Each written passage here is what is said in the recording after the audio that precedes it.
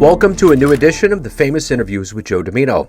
On this episode, we talk with author, storyteller, teacher, and podcaster, Miss V, the Storyteller.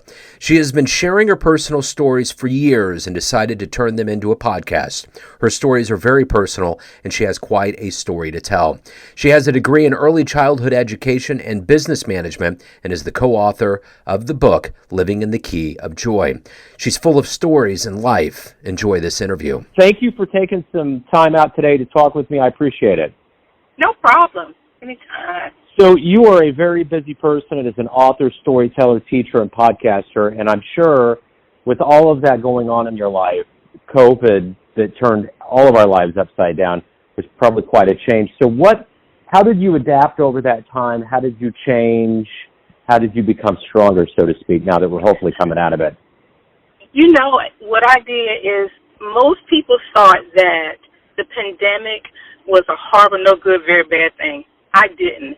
I thought it was the perfect time. I'm a God girl, so God slowed down everything, and I took an opportunity to learn. I learned more about my craft as a storyteller. I learned how to do podcasting. I learned how to work a business from scratch. You know, the things that I needed to put in place. You know, I took opportunity to write a book. So I took that time to educate myself so that when we came out, I would be such a better person. The one thing, too, I'm curious about with everything that you do, I know that there's something that you see on paper and then there's something else behind it. So if someone was to walk up to you and say, there's so many things that go into who you are, tell me what you do every day. The one thing that I would tell that person is I make sure that I speak up, because there was a time when I didn't speak up. That is the most important thing for me, is to, when I'm in a meeting, when I am telling a story, when I'm being interviewed, whatever the case may be, I always say what's on my heart, and I speak and I use my voice, because there was a time when I didn't have a voice and I didn't speak up for myself, which caused a lot of hurt and pain in my life. But going through a whole lot of things, I got to the point where I'm like, no, I'm not going to lose my voice anymore. I'm going to speak up. I'm going to tell you how I feel. I'm going to tell you what I want, but I make sure that I do it in the most productive way, out of love, out of helping someone. You know, I try really hard not to be a negative person. So everything that I do, whether I'm standing on stage and I'm telling one of my stories, whether I'm dealing with a producer who wants me to change all this stuff, I'm like, okay, no. And I take that time to use my voice to say what I want. Because sometimes you lose that. When you're in business, when you're dealing with other people, you want that so badly that you'll settle. And I'm like, no, I'm not going to settle, because this is who I am. And this is what I want. So I always use my voice to get across what I want. About 2 weeks ago, I was having one of those feelings like I shouldn't be in the room. I'm like, no, you should be in the room. You're an asset. I walk right in the room and bust out with a joke, because that's what I do when I get nervous. I joke, and everybody started laughing. And that was great, and I sat down and I presented what I needed to present, and I held my head up high and I looked everybody in the eye, because I'm like, you deserve to be here. If you didn't, they wouldn't have asked for you.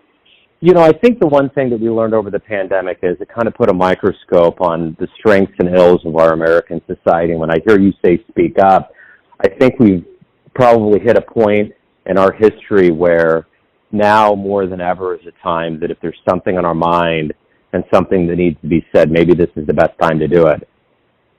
And I agree, but I also think you need to be very careful in the way that you deliver it, because sometimes people are using this to be angry or to hurt other people because, you know, of things that's gone on in their lives. And when you have a negative heart, I always talk about my heart, because from your heart, your mouth speaketh. So there are a lot of people who didn't have a good experience during the pandemic, and they've come out of the pandemic a little angry, a little hurt, you know, and that's what they're spewing out, because I look on social media all the time and I'm saying, oh, my God, why did you have to reply to that? or why are you so angry, or why are you doing all of those things? And it's because of things that they went through during the pandemic. So for me, because I had a positive experience doing it, during the pandemic, I try to make sure that the way that I come across is the most positive way that it can be. I try to make sure that it's out of love and out of help to someone else. Even if I don't agree with the person or whatever it is, can we agree to disagree? And I tried to make that change before the pandemic. I can't say that I was always that person. I used to work in a school, so sometimes, those teachers would get on my last nerve and I would just spew it out. But because of the pandemic, spending time with myself and, trying to learn and going to all these other places and on Zoom, having all these meetings and meeting all these new people, I'm like, you know what? It is so much easier for me to be nice, even if I don't agree. They receive it well, and we can have a dialogue. But if I'm nasty or if I'm being, mean, it escalates. So I think people need to really do some soul searching and say, I want to speak up for myself, but I want to make sure I'm doing it the positive way. And just, I say, ask the Lord to help you to season your words, put a little flavor on it, season it so that the person can receive it the right way. Yeah, you attract more bees with honey for sure. Absolutely. Talk to me a little bit about, you're obviously a very highly driven person with a lot of dreams. How did all this begin for you? Kind of talk to me about where you were born and raised, your childhood, and how these dreams began for you. Ooh, boy, do I have a story. When I was 6 years old, I decided to stop talking. It was nothing physically wrong with me. I had some family dynamics that were going on in my home, and I was always a shy child anyway. But I discovered if I don't talk, I won't get in trouble. If I don't say anything, I won't get in trouble. And that's why I always say I lost my voice. I did not get my voice back until I was 23. Oh, let me go back and answer your question. I'm from Virginia on the East Coast. And, my mom and dad was together for a little bit of my childhood, and then they got separated and divorced. But growing up, my dad was there and my mom was there, but it was just so much going on in my house. I was like, just don't talk. Just don't say anything. And that's what I started doing. And then my parents was like, is something going on with her? They didn't know how to handle me. And my father, he thought that there was something wrong with my ears, and he had my mom to get my ears checked. But then he thought about it. He was like, I don't know if this child is playing me or not, because I was a very smart child. And he called me on the day of that appointment, and he said, listen, if nothing wrong with your ears, when I get home, I'm going to light your behind up. When I went, let me tell you, when I went to that appointment, I didn't hear a thing. Like I said, I was a very smart child. And I came home with the medicine and made sure my dad saw it. So high school, middle school, elementary school, it was very hard for me because I'm fluffy. I use fluffy and not fat because I hate that word fat. And growing up not talking and being on the heavy side, children are mean. So I had a very difficult time in school. It wasn't pleasant for me at all. And then into adulthood, I encountered a whole lot of pain. In school, I was bullied, physically bullied. And then into adulthood, until I got my voice back, the same thing. People would talk across me. People would act as if I wasn't there. Even if I made an attempt to speak up, they would just cut me down. And I became a Christian. And then becoming a Christian, I asked the Lord to give me my voice back. I was like, listen, I cannot live this way anymore. I am literally walking around in hurt. I didn't have a self-esteem. My head was held down. I was sad all the time. I cried all the time, and I was tired of being that person. And I prayed, and God gave me my voice back. But, God, sometimes when you ask God for something, He'll give you exactly what you asked for. And I got my voice back, but my mouth turned into a lethal weapon. Out of all those years of being hurt, out of all those years of going through all that pain, I was cussing people out. I was going to get them before they got me. I mean, I was a horrible person. And one day I was at a football game, and God allowed me to hear myself. And I realized that I had turned into the same people who had been mean to me, who had bullied me, who had hurt me. Now I was doing it to the world. And I went back on my knees and I asked the Lord, please help me get a medium because I can't live this way. I don't want to go back to not talking, but I definitely don't want to go around being mean to people and nasty to people and hurting people. And again, God answered my prayer. I will tell anybody I'm not 100%. I'm a good 75% because you catch me on a bad day. I'm human. So, I try not to go back to the cusser outer, but I also try not to go to the person who didn't speak up. And then over time, God was like, I want you to start sharing your stories. I want you to start helping people who've lost their voice because you will be the perfect person because you have been through what they're going through. And so I started writing my stories. God said, I want you to be a storyteller. And I was like, okay, I can do that. He said, all I want you to do is just share your personal stories, all the things that you've been through. This will connect with people. They will be drawn to you because it's like, oh, my God, there's somebody out there that's been through the same thing as me. How did you get over that? And so I did that. I wrote all these stories, and then God was like, put it on a podcast so that the world can hear. And so I put all those stories on a podcast. And then after doing that, I said, okay, what's the next step? The next step was to have people to come on the show and talk about some of the stories. And I have been so amazed at how many people connect with some of my stories. I mean, they're like, oh, my God, I went through the same thing you did. What happened? What did you do? And I share what I did. But then I've been able to learn from other people about how they handle different situations. So I went into that, and then I'm like, I want my own business. I want to start my own business. I don't want to work for anybody anymore. I want to have my own business. So I took all the things that I've learned when I was in the pandemic. I took all of that, and I started formulating my business. And I was like, okay, I'm going to be an entrepreneur. I'm going to be a storyteller. I've written a book. Then I'm going to go and teach. I'm going to speak, and I'm going to help people. And that's exactly what I did.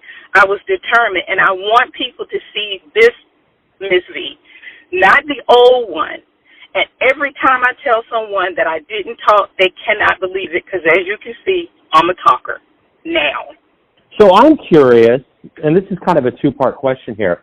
If you were to have a dream tonight and you were to run into your younger version around that time that you were totally steadfast with the idea that you weren't going to talk anymore, and you could say, this is you right now, and I'm going to tell you what you need to do, what would you tell your younger version to avoid that? Or would you? Or would you avert that part of your life? Would you change that?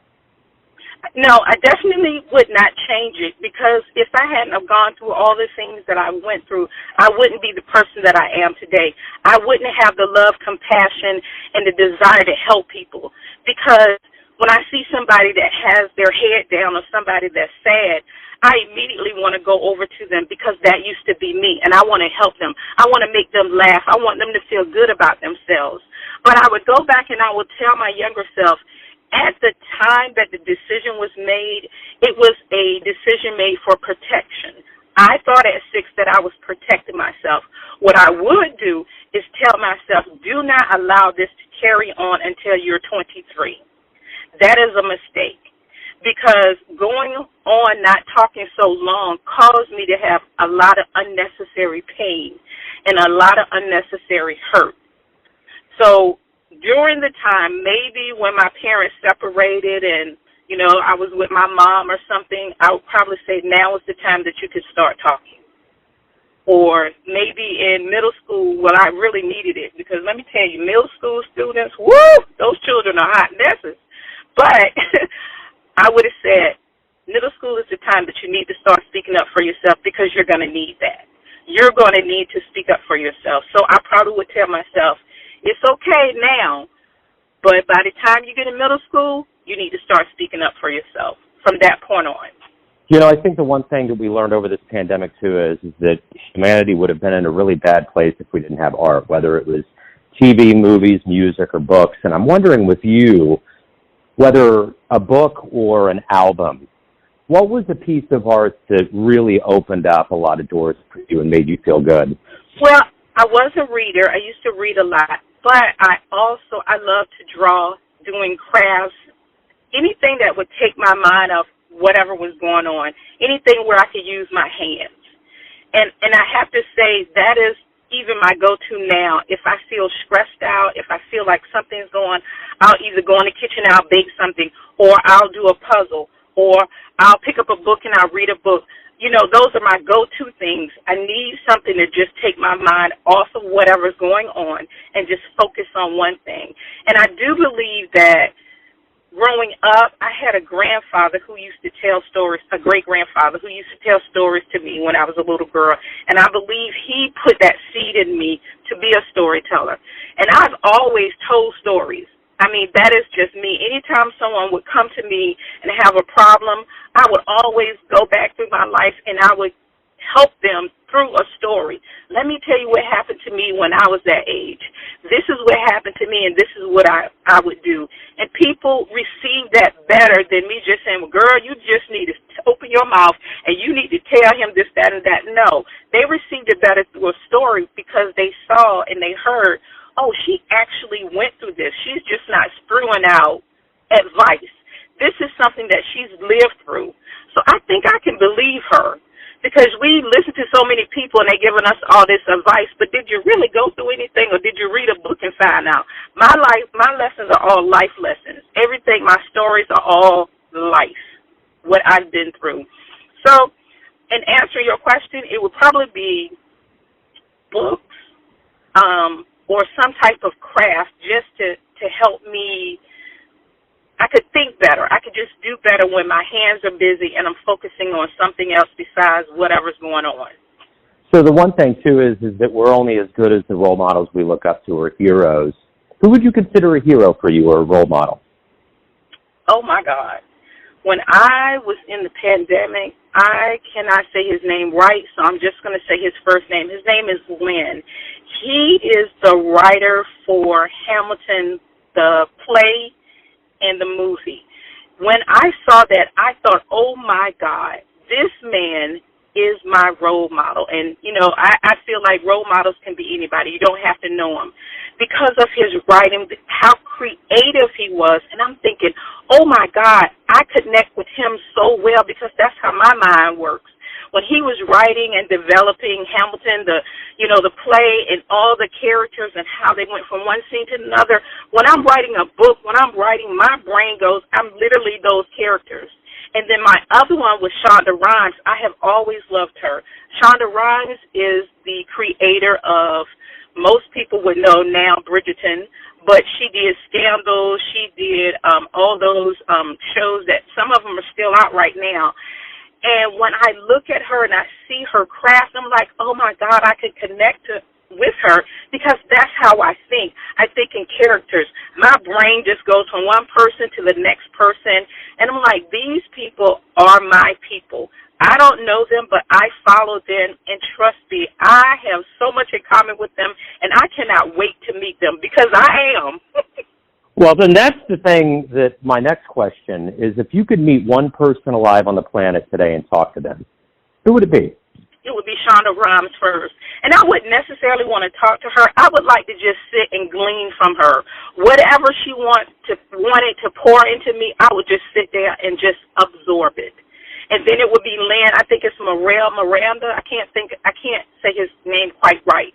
But if anyone's seen Hamilton or, Coco, I think it was another movie he just put out, they would know who I'm talking about. But it would be Shonda Rhimes.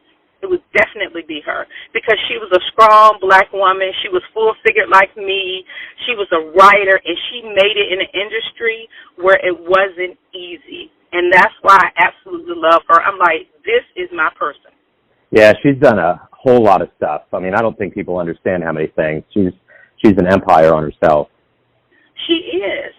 And she does it out of her heart with so much love, and she's always giving back and trying to help other people. And I love that because that's what I want to do.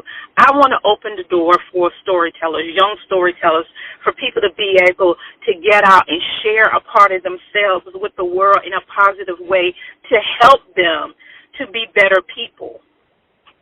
You know, I think people like her, especially in this day and era right now, I am so tired of people, whether it's politicians or whatnot, that are genuinely bad people that get away with it or get lauded by people for what they do. It's unfortunate. And I think when you find those good people out there that are doing good things, that are giving back, that are positive parts of this mix of humanity, I think it's so reassuring because we see so many villains that get picked up and they get adored, and it's very strange, you know. But, you know, I don't see it that way, and it took me a while to change to my way of thinking. But during the pandemic and during that last president, I don't know what side you're on, but this is just me being me.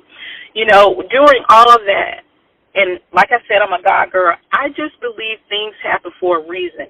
And although we think that people are getting away with stuff, eventually they're going to get caught. And if we look back, we see all these men in power coming down. The light switch is being turned on, and people are seeing them for who they really are. And one thing that I will say, and I'm like, I don't understand why the world gets so mad at, I'm going to say his name. I usually don't say his name. I usually just say his number, but Trump. That man showed us who he was. He didn't hide it. He was like, this is who I am. You know, I'm a bad person, in my opinion. I'm bad. I'm showing you who I am. Believe me. And people didn't believe it. They kept making excuses and everything, and he showed us who he was. But I know at the end of the day, if you look at all the people that's doing wrong and negatively, we are going to see the other side of that. We are going to see it.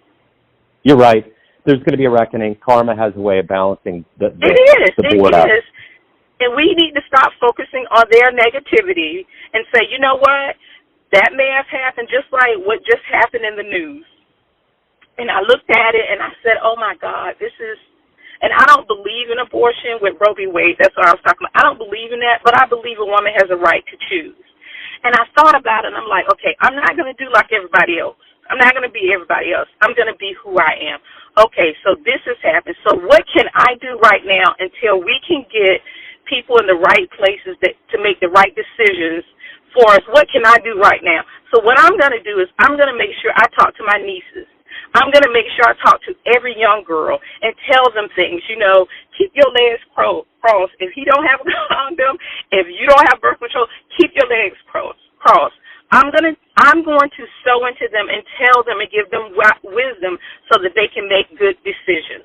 I'm not just going to sit around and wait, okay, I got to wait until it's time for me to vote, you know, to vote for a person to get in. No, I'm going to be proactive. I'm going to go out and I'm going to try to help these young women to make right decisions. I'm also going to talk to my nephews. Listen, you need to wrap it up. You need to stop sleeping with whoever. I'm going to talk to everybody that, you know, any male that comes in my way, I'm going to try to get in their heads and say, I want you to make good decisions. It should never be a point where you get to a decision where you have to decide, do I want to keep this baby or I'm not? I want you to avoid to have to make that decision. So let's talk about it.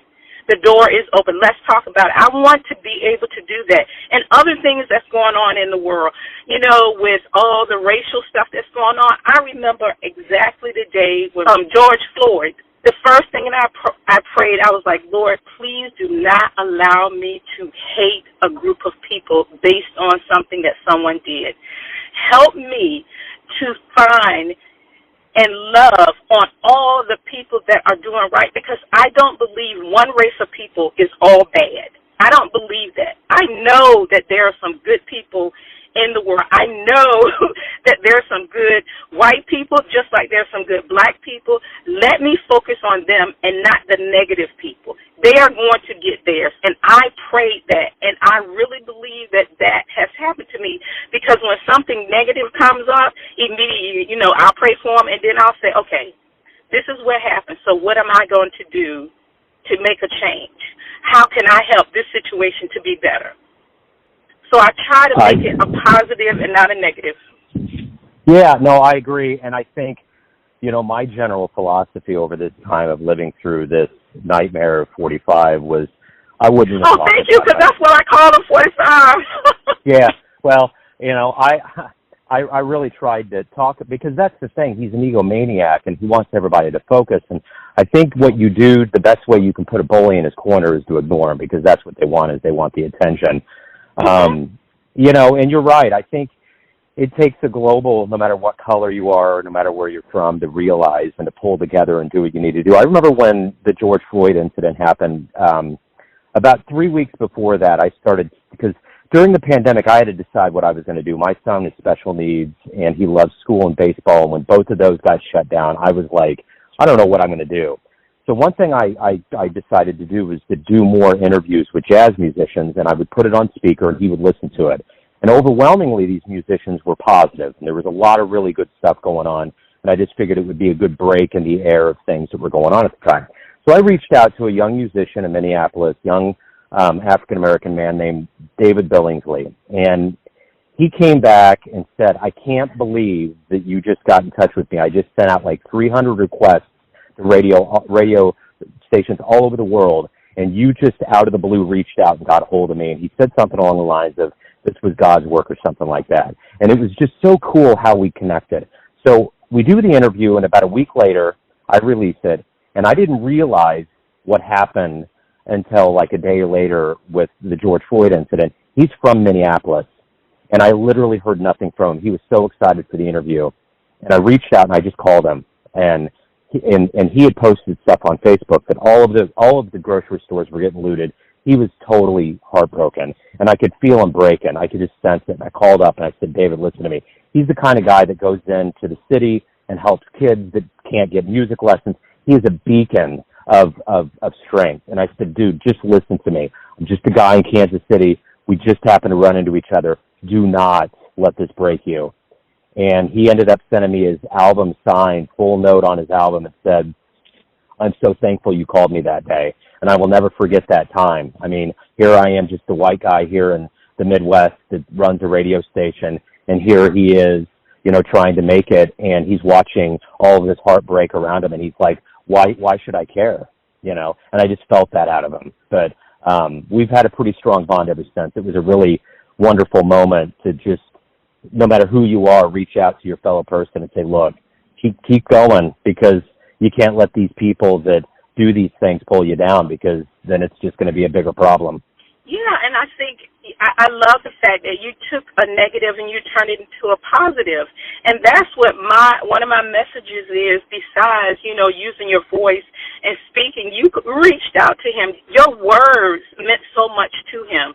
It's not necessarily all the time your actions, but sometimes your word. And I'm sure that meant a lot from him, coming from a white man. It probably meant the world to him, that the fact that you realized that we as a people of color were going through something. And I just think it's wonderful when we can take, like you said, with 45, take your eyes off of him and all that, because he's going to get his, and just try to focus on doing something positive. If more people did that, we would be in such a better place. Stop focusing on the negative. Stop reacting to it, and take something positive, turn it around into something positive. Just like your son, you're looking for something to help him. So he was like, oh, I have an idea. You didn't just sit and say, oh, Lord, the schools are closed, and focus on the negative. You was like, let me do this. Oh, this soothes him.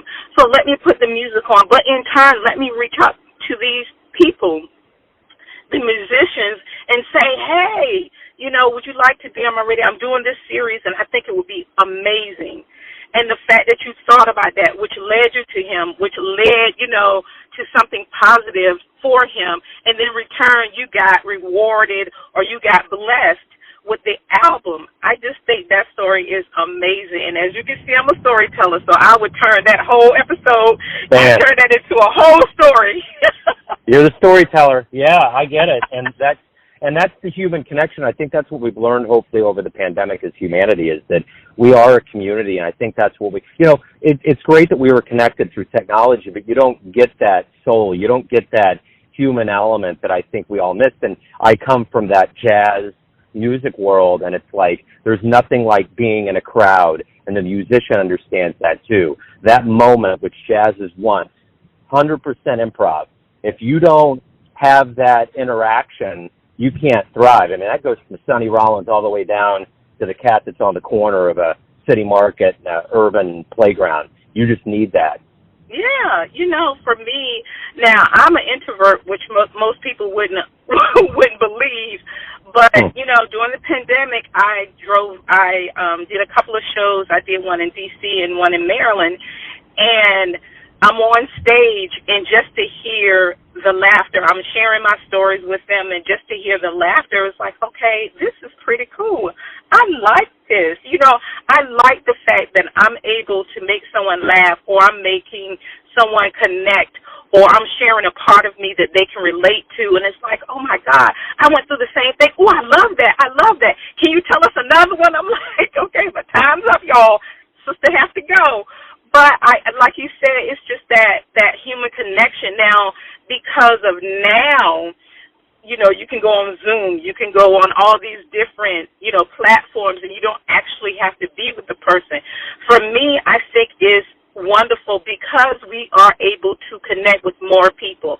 I have connected with people around the world, literally. I've been on Zoom calls with people, storytellers from Australia to Japan to China to India, around the world. That would have never happened had the pandemic happened. And again, I say, people look at it as a negative. There's so many positive things that has come out of it. You can now, before you never thought about it for the most part, but if your parents live in a different part of the country or the world, you can Zoom them and see them, and you'll still have some of that human connection versus just being on the phone where you can't see this expression on their faces. And I could, if I'm talking to someone like my sister who lives in Georgia, if I'm talking to her, sometimes I can tell if she's being smart-mouthed, or sometimes she's being sarcastic or whatever on the phone, but then there's times when I can't. But Zoom, I can see her face, and I know when she's being smart, and I know when she's being sarcastic. So I love it. I'm like, hey, can we jump on a Zoom call? Can we do that? That way I can see your face with your smart self, But I just think that we need to go back and look and find all the positive things that the pandemic did. I think another thing, and I used to work in a school, and one of the things, parents were complaining and everything. I have always thought that parents need to be more involved with their children. Let me tell you, those parents connected with those children during that time. They had that. The kids needed that human touch. They needed to have more of their parents. And I'm sure parents learn more about their child, and the child learn more about their parent. I choose to look at it as a positive. I'm not looking at all the negative stuff. People pass. I lost family members, but I'm sorry that you're gone, but I thank God that I'm still here. I thank God my mom and my dad are still here. So I'm going to find that positive somewhere. That's totally right. You're 100% correct. So my question to you is, everyone has this perception of you. You have all these different roles and different ways that people see you.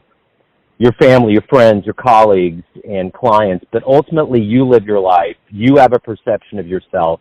Who do you think you are? I think that I am a fun-loving person who cares, who want to see people succeed. I am a person who went through hell. I made it out, and instead of me basking, or I don't know if that's the right word, in the negative part of my life, I'm looking at the positive part of my life. And now that's what I try to do for everyone else. I am such a better person. If you saw me 15, 20 years ago, you would only see the top of my head. My head was down. I didn't look people in the eye. I am such a better person. I have so much love for people, and more tolerance of people, and more understanding. except when I'm driving. Now, listen, that's a whole different story.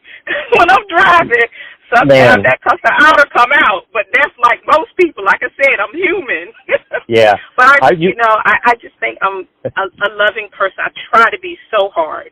Well, when you were talking about the pandemic doing things to people, I've noticed that more. Like, I don't know that I've seen as many people angry on the road as I have now. Yes. It got manifested into the car, that's for sure. Ms. V, hey, this has been wonderful. Thank you for sharing your story. It's a wonderful story, and it's just another, the thing that I love about doing this is that, you, like you said, there's people that you would never meet before, and it just adds the annals of, like, human strength and courage, and we need so much of that. We need that positivity and your energy in the world. So thank you for opening up and sharing your story. I appreciate it.